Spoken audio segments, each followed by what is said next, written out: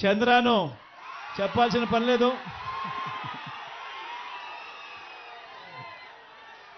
త్వరలో ఎన్నికలు రానున్నాయి.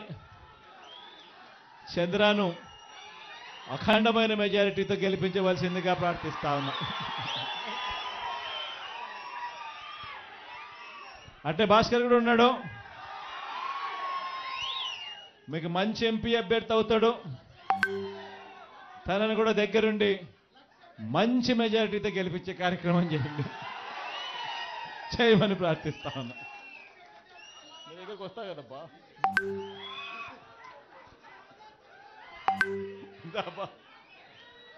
మా అన్న రాంబాబు అన్న కూడా ఉన్నాడు. అన్న కూడా మీ అందరికీ తెలిసి పరిచయం ఉన్న వ్యక్తే. అన్నను కూడా మంచి మెజార్టీతో గెలిపించాల్సిన కార్యక్రమం.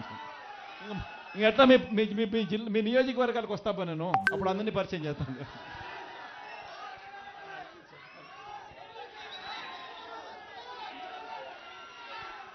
గిద్దలూరు సురేష్ అందరూ ఉన్నారు. మీ మంత్రి కూడా అక్కడే ఉన్నాడు, కాబోయే మంత్రి కూడా.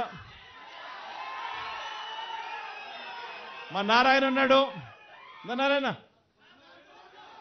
అందరికన్నా నారాయణ కూడా ఉన్నాడు. శివ కూడా అక్కడే ఉన్నాడు.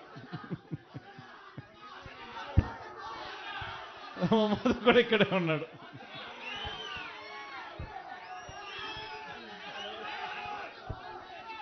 మా నాగార్జున అన్న కూడా ఇక్కడే ఉన్నాడు.